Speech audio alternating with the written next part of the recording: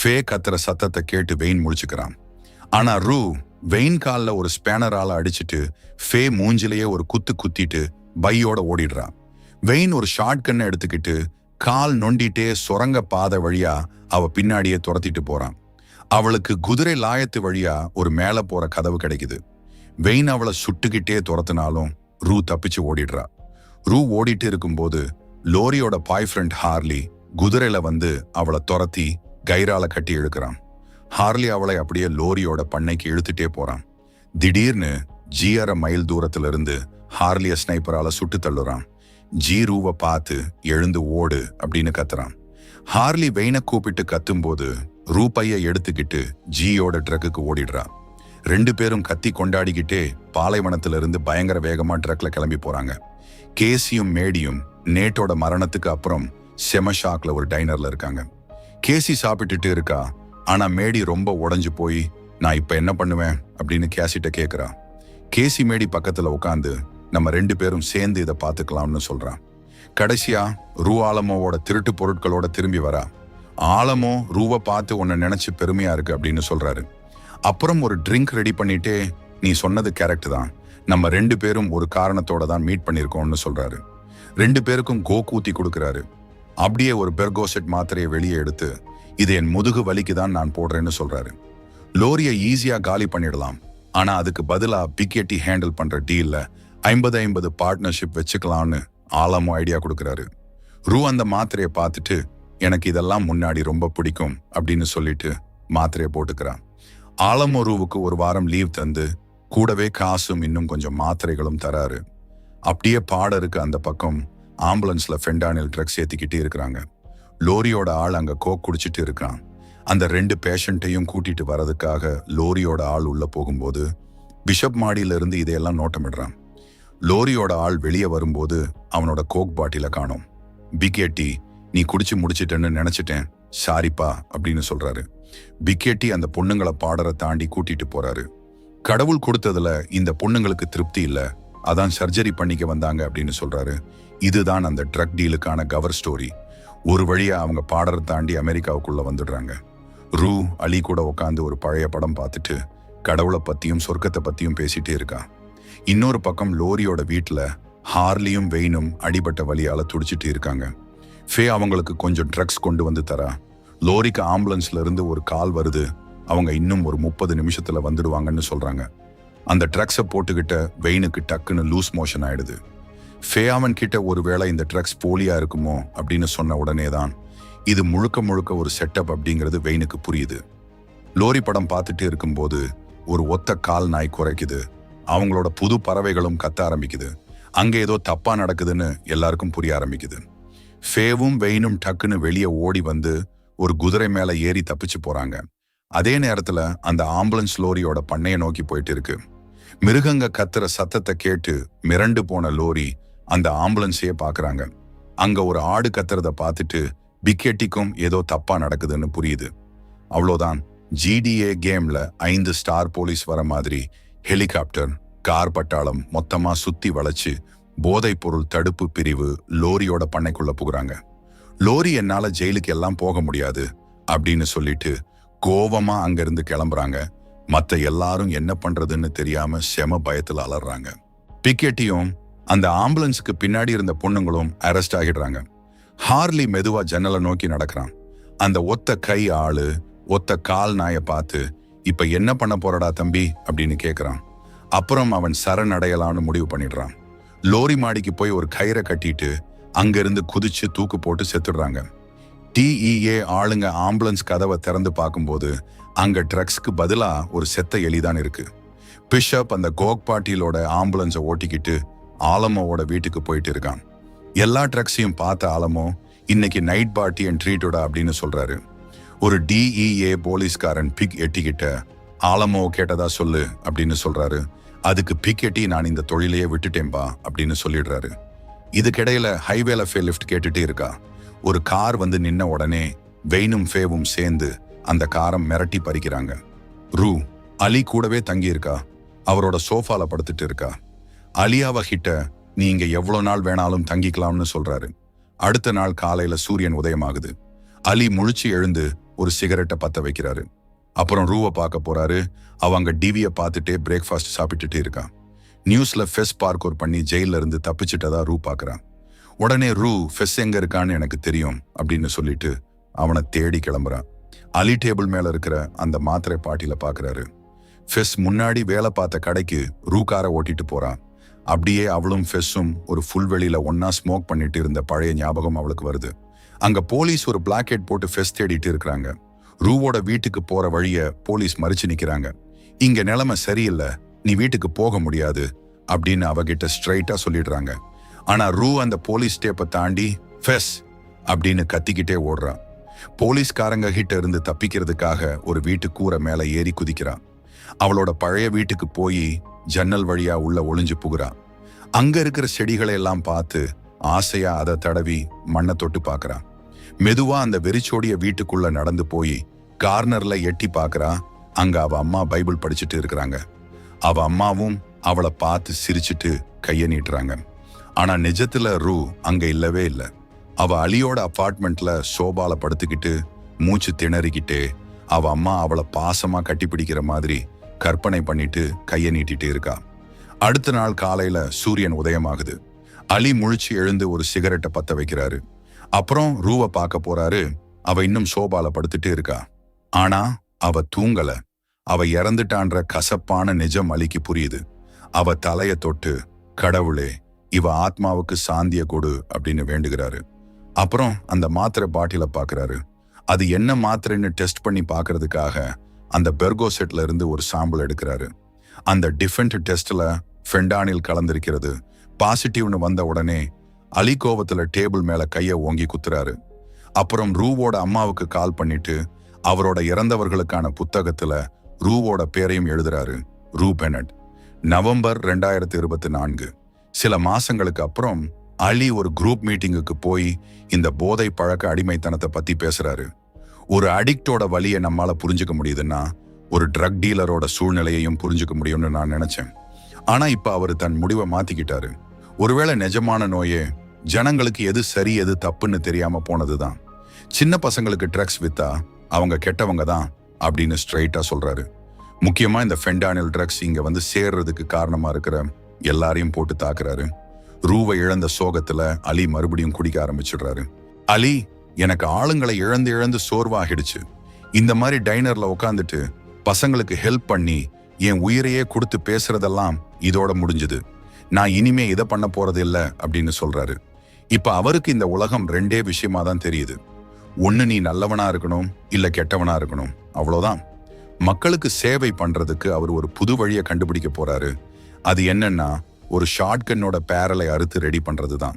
இன்னொரு பக்கம் ஜூல்ஸ் ஒரு வெள்ளை கேன்வாஸ் முன்னாடி தனியா உட்காந்து தன் மனசுல இருக்கிற ஃபீலிங்ஸ் எல்லாம் ஆர்ட்டா கொண்டு வரா. ரூவை முழுக்க முழுக்க மஞ்சள் கலர்ல பெயிண்ட் பண்றா.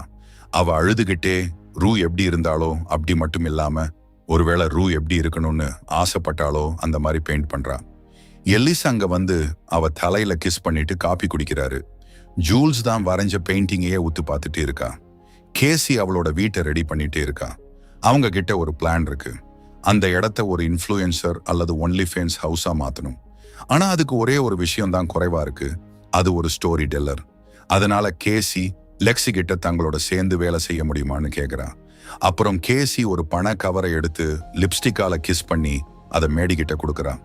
மேடி எனக்காக வெயிட் பண்ணாத, நான் வர லேட் ஆகும்னு சொல்றான். அதுக்கு கேசி ஆலமோ புடிச்ச மாதிரி நடி அப்படின்னு மேடி கிட்ட சொல்றான். பிஷப் கேரக் கொண்டு வந்து மேடியை பிக்கப் பண்றான்.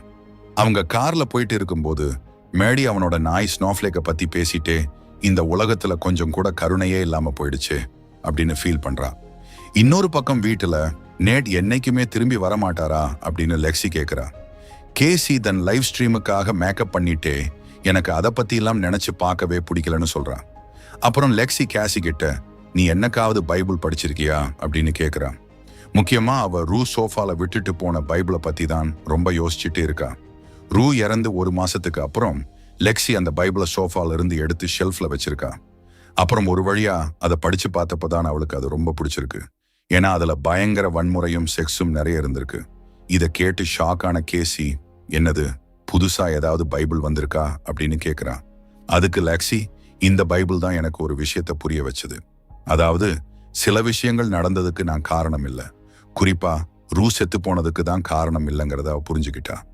நான் இன்னும் கொஞ்சம் நல்லபடியா விஷயங்களை கையாண்டிருக்கலாம் அப்படின்னு லெக்ஸி சொல்லும்போது, கேசி கொஞ்சம் பிராக்டிக்கலா யோசிச்சு நேட்ஸ் ஆகிறதுக்கு முன்னாடி கடைசியா சொன்ன வார்த்தை ஐ லவ் யூ தான். என்னதான் இருந்தாலும் இழப்புங்கிறது ஒரு மோசமான விஷயம்தான். அதுக்கு லேசி கெட்ட விஷயங்கள் நடக்க தான் செய்யும். அதை நினைச்சு ஏன் தேவையில்லாம பதட்டப்படணும்? அதனால என்ன பிரயோஜனம்? நம்ம வாழ்க்கையில அடுத்தடுத்து போயிட்டே இருக்கணும், அதுதான் முக்கியம்னு எனக்கு தோணுது அப்படின்னு சொல்லி முடிக்கிறான். கேசி ரூவோட சிரிப்பு ரொம்ப அழகா இருக்கும். நம்ம சிரிச்சா மற்றவங்களும் சிரிப்பாங்க, அது மற்றவங்களுக்கும் டக்குன்னு தொத்திக்கும் அப்படின்னு சொல்றான். அப்புறம் கேசி மறுபடியும் லெக்ஸி கிட்ட எங்க கூட சேர்ந்து வேலை செய்யறியான்னு கேட்க அவ முடியாதுன்னு சொல்லிடுறான். லெக்ஸி நான் போய் அந்த பைபிளை மறுபடியும் படிக்க போறேன் அப்படின்னு சொல்லிட்டு அங்கிருந்து கிளம்புறான். கேசி மெதுவா தன் பெட்டுக்கு நடந்து போய் அவளுக்கும் நேட்டுக்கும் இருக்க கல்யாண போட்டோவை பார்த்து அழ ஆரம்பிக்கிறான். ஒரு பொம்மை வீடு மாதிரி இருக்கிற அந்த இடத்துல கேசி இப்ப தனியா இருக்கா. இன்னொரு பக்கம் சில்வர் ஸ்லிப்பர் கிளப்ல ஆலமோ சாப்பிடாம வச்சிருக்கிற ஒரு ஸ்டேக்கோட மேடிக்காக வெயிட் பண்ணிட்டு பார்ட்டி பண்ணிட்டு இருக்காரு. மேடி உள்ள வந்த உடனே ஆலமோ இதோ வந்துட்டா என் ஃபேவரைட் சிஇஓ அப்படின்னு சொல்லிட்டு தன் தொப்பியை கழட்டி அவளுக்கு ஒரு கிஸ் கொடுக்கிறாரு. பிஷப் இதையெல்லாம் தூரத்துல இருந்து நோட்டமிடுறான். அவன் ஸ்னாஃப்லேக் நாயகிட் கிட்ட கொடுத்து இதை பத்திரமா பார்த்துக்கோன்னு சொல்லிட்டு கிளம்புறான். ஆலமோ மேடியை கூட்டிட்டு பின்னாடி இருக்கிற ரூமுக்குள்ள போய் கதவை சாத்திக்கிறாரு. பிஷப் வெளியே காவலுக்கு நிக்கிறான். அப்போ மிலிட்டரி யூனிஃபார்ம் போட்ட ஒருத்தர் அந்த கிளப்புக்கு வராரு. அவரு வந்த உடனே கிளப்போட வெளி கதவை ஒரு பைக் லாக்கால பூட்டிட்டு கையில ஒரு பையோட உள்ள நுழையிறாரு. அங்க இருக்கிற ஸ்ட்ரிப்பர்ஸ் அவரை வளைக்க பாக்குறாங்க, அவரோட மெடல்ஸ் எல்லாம் நக்குறாங்க. ஆனா அவரு அதை பத்தி எல்லாம் கவலையே படல. அவர் மெதுவா அந்த கிளப்புக்குள்ள அடி எடுத்து வச்சு நடக்கிறாரு. அப்புறம் ஒரு டேபிள்ல உட்காந்துட்டு யாருக்கோ வெயிட் பண்ணிட்டு இருக்கிறாரு. ஆலமோ மேடி கூட உட்காந்து ட்ரிங்க் பண்ணிட்டே அவ கொண்டு வந்த காசை எண்றத வேணாம்னு சொல்றாரு. அதுக்கு பதிலா கிட்டி அவரு முன்னாடி காலை விரிச்சு போட்டு உட்கார்ந்திருந்தப்போ அவருக்கு வந்த ஒரு ஞானோதயத்தை பத்தி பேசணும்னு சொல்றாரு. அவரு தன் வாழ்க்கையே பொண்ணுங்களுக்காக தான் அர்ப்பணிச்சிருக்காரு. ஆனா கிட்டிய பார்க்கும்போது அவருக்குள்ள நிஜமா இருந்தது பயம்தான் அப்படின்னு சொல்றாரு. ஆலமோ நான் இந்த கிளப்பையே நடத்தினாலும் ஒரு உறுப்பு தான் என்ன ஆட்டி படைக்குது அப்படின்னு சொல்றாரு. அதுக்கு மேடி நீங்க இந்த கிளப்பை உங்களுக்கு தான் சுதந்திரமா இருக்கணும்னு தான் நடத்திட்டு இருக்கீங்க அப்படின்னு சொல்றான். ஆலமோ என் கையில கொஞ்சம் எக்ஸ்ட்ரா காசு இருக்கிற ஒரு அடிமைதான் நான், வேற ஒண்ணும் இல்லை அப்படின்னு சொல்றாரு. இன்னொரு பக்கம் கிட்டி அந்த யூனிஃபார்ம் போட்ட ஆழம் மடக்க பாக்குறா. ஆனா அங்க யூனிஃபார்ம்ல இருக்கிறது நம்ம அலிதான். அவருக்கு அவளோட மேனேஜர் எங்க இருக்கான்னு மட்டும்தான் தெரியணும். அவர் கிட்டிய கண்டுக்காம தள்ளி விட அவன் நேரா ஜி கிட்ட போய் பேசுறான். பிக் எட்டியோட பழைய வேலையை இப்ப ஜி தான் பார்த்துட்டு இருக்கான்.